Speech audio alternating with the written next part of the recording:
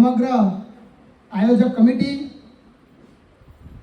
વિજાપુર તાલુકામાંથી પધારેલા સર્વે વડીલો, માતાઓ, બહેનો અને આજે જેમના થકી આપણે અહીંયા ભેગા થયા છીએ એવા આગામી ભવિષ્યમાં જેમના કારણે વિજાપુર તાલુકાનું નામ રોશન થવાનું છે એવા સર્વે વિદ્યાર્થી મિત્રો, આજે શિક્ષણનો કાર્યક્રમ છે એટલે આપણે શિક્ષણની વાત કરીશું. હમણાં મારા અગાઉના વક્તાઓએ ખૂબ સરસ વાત કરી. એટલે કોઈ પણ આવો કાર્યક્રમ હોય ત્યારે એવા મહાનુભાવોને આપણે યાદ કરતા હોઈએ છીએ કે જેમણે એક પણ વાક્ય આપ્યું હોય એ આ જીવન લોકો એને દોહરાવતા હોય છે. તો હમણાં જ વાત કરી ડોક્ટર ભીમરાવ આંબેડકર સાહેબની, તો એમને એમના સમાજ માટે જે કર્યું છે, આજે એમનો સમાજ ભગવાન કરતો પણ ભીમરાવને વધારે યાદ કરે છે. કારણ એક જ છે કે એક વખતનો પ્રસંગ છે, રાત્રે 2 વાગે ડોક્ટર ભીમરાવ આંબેડકર ના ઘરની લાઈટો ચાલુ હતી ત્યારે એક વ્યક્તિ ત્યાંથી પસાર થયા અને એમને કુતૂહલવશ પૂછ્યું કે સાહેબ અત્યારે જાગતા હશે કે શું, એમના ઘરની લાઈટો કેમ ચાલુ છે? ત્યારે એમને ઘરમાં જઈ અને પૂછ્યું કે સાહેબ 2 વાગ્યા છે, આપ કેમ જાગો છો? ત્યારે એમને બહુ સરસ વાત કરેલી કે આપણો આખો સમાજ અત્યારે ઊંઘી રહ્યો છે એટલા માટે હું અત્યારે જાગી રહ્યો છું.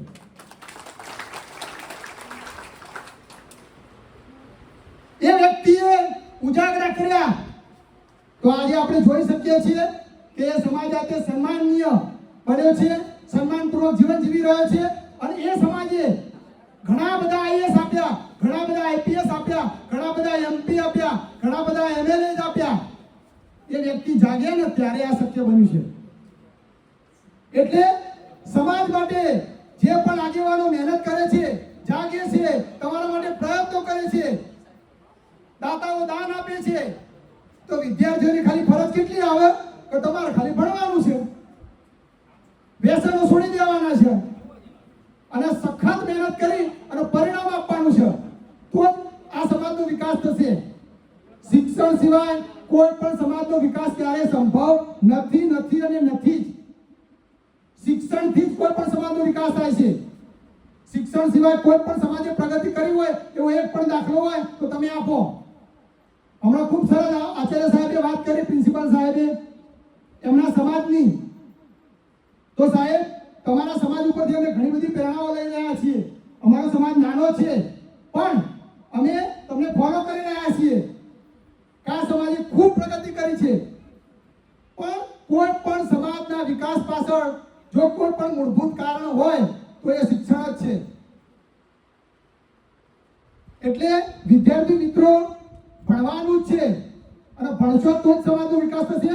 તમારો વ્યક્તિગત વિકાસ કરશો, તમારો વ્યક્તિગત વિકાસ થશે એટલે તમારો કૌટુંબિક વિકાસ થશે અને તમારો કૌટુંબિક વિકાસ થશે ત્યારે જ સમાજના વિકાસમાં તમે સહભાગી બની શકશો. તમારા એકલાના વિકાસથી આખો સમાજ વિકાસ કરવાનો નથી, પણ આખા સમાજનો જે વિકાસ થવાનો છે એમાં જેમ રામ સેતુમાં એક નાનકડી ખિચકોલી કે જે પોતે રામ સેતુ બંધાતો હતો ત્યારે એ ખિચકોલી આમ ધૂળમાં આળોટ અને પછી જઈ પાછો રામ સેતુ જઈ અને પાછી એ રેત ખંખેરી અને પાછી આવતી હતી. તો ત્યારે એક વ્યક્તિએ જોયું અને પૂછ્યું એમને કે ભાઈ તારું આટલું નાનું કદ અને તું શું આમાં યોગદાન આપવાની છે? એમ ત્યારે ખિચકોલીએ બહુ સરસ જવાબ આપેલો કે આ રામ સેતુની અંદર મારાથી પણ જે યોગદાન અપાય એવું યોગદાન આપીશ. બરાબર? એટલે આપણે સમાજ વિકાસના સહભાગી બનવાનું છે. વિદ્યાર્થી મિત્રો, તમે આવકના દાખલાની જરૂર પડે ત્યારે તમે ક્યાં જાવ છો? આવકનો દાખલો લેવા માટે અત્યારે પંચાયતમાં આ સરકારી સેવાઓ વિસ્તારી છે એટલે ગામની અંદર પણ આવકનો દાખલો તલાટી કમ મંત્રી આપણને આપે છે. પણ એ પહેલા આપણે ક્યાં જતા હતા? તાલુકા પંચાયતમાં જતા હતા.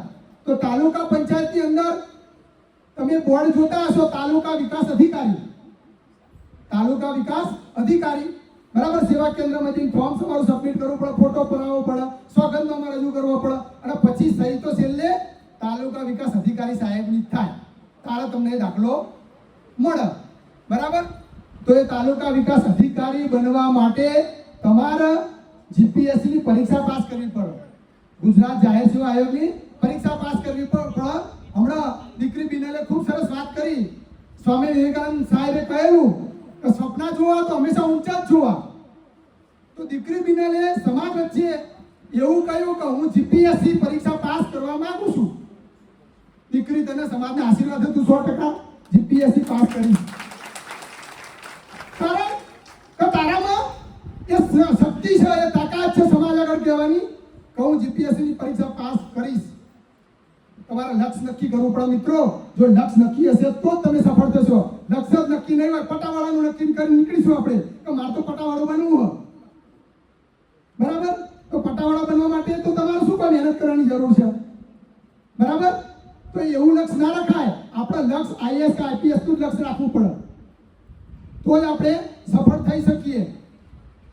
અને તમે વિચાર કરો કે આપણા સમાજની હમણાં સાહેબે વાત કરી ડેટાબેઝની, તો સાહેબ અમે ડેટાબેઝ બનાવી જ રહ્યા છીએ. હું અત્યારે હાલ મેડિકલનું એક ગ્રુપ ચલાવું છું અમારા સમાજનું.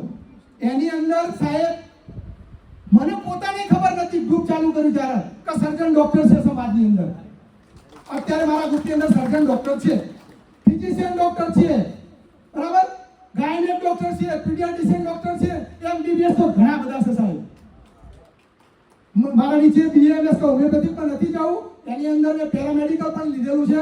આખા ગુજરાતની અંદર તમામે તમામ 33 જિલ્લાના મેડિકલ સાથે સંકળાયેલા લોકો અંદર સામેલ થશે. પછી હું ખૂબ મોટું રાજ્ય કક્ષાનું મેડિકલનું અધિવેશન કરવા જઈ રહ્યો છું સાહેબ. અને આમાં દીકરીએ છે આપણી, કારણ કે એમબીબીએસમાં છે. લેટ થશે, પણ કેમ લેટ થશે એનું કારણ છે કે 33 જિલ્લા અંદર જોડવાના છે. એક પણ પેરામેડિકલનો પણ અમારો સમાજનો કોઈ પણ દીકરો કે દીકરી જો અભ્યાસ કરતી હોય અથવા તો એને ડિગ્રી મળેલી હોય તો એ પણ રહી ના જવો જોઈએ. આવું લક્ષ્ય સાથે એ ગ્રુપ ચલાવ્યું છે. અને સાહેબ તમે નહીં માનો, 2 વર્ષથી ડિસિપ્લિન સાથે ચાલે છે. હાય હેલો ગુડ મોર્નિંગ કોઈ પણ મેસેજ અંદર આવે નહીં, કારણ કે મેડિકલ કક્ષાના લોકો અંદર સામેલ હોય, પોતાની ઓપીડી જોતા હોય, અને પછી આપણે અંદર બિનજરૂરી બધી કન્ટેન્ટ અંદર નાખ કરીએ તો એ વ્યક્તિ અંદર રહેવાનો નથી. એ મેડિકલ ગ્રુપ સ્વયંભૂ રીતે શિસ્તબદ્ધ રીતે એટલું સરસ મજાનું ચાલે છે. એમાં સાહેબ 2 વર્ષમાંથી એક પણ વ્યક્તિ લેફ્ટ નથી થયો. એટલે પહેલા ડિસિપ્લિન કેળવવી પડશે. આપણે ડિસિપ્લિન કેળવીશું તો જ આગળ વધી શકીશું. સમાજની અંદર સાહેબ અમે એક નિશ્ચય કર્યો છે કે અમારા સમાજના આઈપીએસ અને આઈએએસ આપવા છે, બરાબર, સિવિલ સર્જન આપવા છે. પણ ક્યારે સંભવ બનશે? એ તમારાથી સંભવ બનશે. અમે ભૂલો કરી છે. હું મારી પોતાની વાત કરું તો 12 સાયન્સની અંદર પપ્પા પોતે પીટીસી હતા, એમને ઘણી ઈચ્છાઓ હતી મને ડોક્ટર બનાવવાની, તો તને મારે એમબીબીએસ ડોક્ટર બનાવી અને ગાયનેકોલોજીસ્ટ ડોક્ટર બનાવવો છે. પણ આપણને અંદર ખબર જ નથી પડતી. રખડ્યા 12 સાયન્સમાં. 12 સાયન્સમાં હું 1996માં 12 સાયન્સમાં હતો. 12 સાયન્સમાં કમ્પ્લીટ રખડીશું. આજે સમાજ વચ્ચે સ્વીકારું છું. કોઈ ટ્યુશન કોઈ ક્લાસીસ નહીં સાહેબ. રિઝલ્ટ આવ્યું તો છોટાણા શ્રીરામ સર્વ વિદ્યાલય જે બોર્ડમાં ખૂબ મોટું નામ હતું એનું બધાએ સાંભળી જશે, 7 વિદ્યાર્થી પાસ થયેલા એ વખતે 1996માં.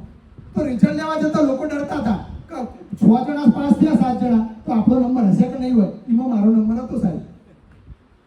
ટ્યુશન વગર પણ મારો નંબર હતો, બરાબર. એ વખતે અમારા વખતે સાહેબ એન્ટીનો લાભ મળતો હતો, પણ ક્યાંક ને ક્યાંક આપણે કાચા રહી ગયા, એટલે ડેન્ટિસ્ટ બનતો પણ રહી ગયા. આયુર્વેદિક હોમિયોપેથિક માં ના ગયા. પછી પપ્પાએ જેમના મિત્ર હતા કડી કોલેજના વાઇસ પ્રિન્સિપલ હતા, અમારા સમાજના પીએચડી બોટનીનો પીએચડી હતા. અને એમની સલાહ લીધી કે તમારું સ્વપ્ન ડૉક્ટરનું હતું, તો ડૉક્ટર જેવો જ એક અભ્યાસક્રમ તમને બતાવું, એટલે કે તમે એને બીએસસી માઇક્રોબાયોલોજી કરાવો. બીએસસી માઇક્રોબાયોલોજી કરાવો એટલે પહેલું વર્ષ મેં કડી કર્યું અને બીજું ત્યારે માઇક્રોબાયોલોજી ઉત્તર ગુજરાતની અંદર તલોદ અને કલોલ બે જગ્યાએ ચાલે અને એમાં 40 જ સીટો અને એમાં કલોલ અને તલોદમાંથી કર્યું હોય તો તમને એડમિશન મળે, બાકી 5% તમારે કોમ્પિટિટિવ એક્ઝામ આપવી પડે તો તમારું સિલેક્શન થાય. અને એ 5%ની અંદર આપણે કોમ્પિટિટિવ એક્ઝામ આપી અને સિલેક્ટ પણ થયા હતા. અને 40 વિદ્યાર્થીઓ તમે નહીં માનો સાહેબ, 40માંથી 35 જણા કન્સલ્ટન્ટ ડોક્ટરના સંતાનો હતા. કન્સલ્ટન્ટ ડોક્ટરના સંતાનો હતા. ખ્યાતનામ પીડિયાટ્રિશિયનનો કે છોકરી છે, ખ્યાતનામ ફિઝિશિયનના છોકરાઓ છે, આવા લોકો હતા. બરાબર. અને પછી મેં વિવેકાનંદ મેડિકલ ઇન્સ્ટિટ્યૂટમાંથી મારું મેડિકલ લેબોરેટરી પેથોલોજીનો કોર્સ કર્યો અને અત્યારે હાલ હું સરકારની અંદર સિનિયર ટીબી લેબોરેટરી સુપરવાઇઝરની સેવાઓ બજાવું છું. વિજાપુર તાલુકામાં 12 વર્ષ સેવાઓ કરીને વિસનગર અને વિજાપુર 2 તાલુકા હતા મારી પાસે. તમારું એક પણ દવાખાનું એવું નહીં હોય, તમારા વિજાપુર તાલુકાની એક પણ આશા વર્કર એવી નહીં હોય, તમારા વિજાપુરની એક પણ આંગણવાડી કાર્યકર એવી નહીં હોય, તમારા વિજાપુરના એક પણ એમપીડબ્લ્યુ એફએફડબ્લ્યુ કે ડોક્ટર એવા નહીં હોય કે જે મને ઓળખતા નહીં હોય. તમારા તાલુકાના દરેક ગામનો પ્રવાસ કરેલો છે. અને તમને એ પણ જણાવું કે વિજાપુર તાલુકાની અંદર સર્વપ્રથમ કારકિર્દી માર્ગદર્શન સેમિનારનું આયોજન પણ અમે કર્યું હતું, જો કોઈને યાદ હોય તો. કારકિર્દી માર્ગદર્શન સેમિનારનું પણ અમે આયોજન શરૂઆત સાહેબ વિજાપુરથી કરી હતી. કારકિર્દી માર્ગદર્શનનું આયોજન અમે કર્યું હતું વિજાપુર ખાતે.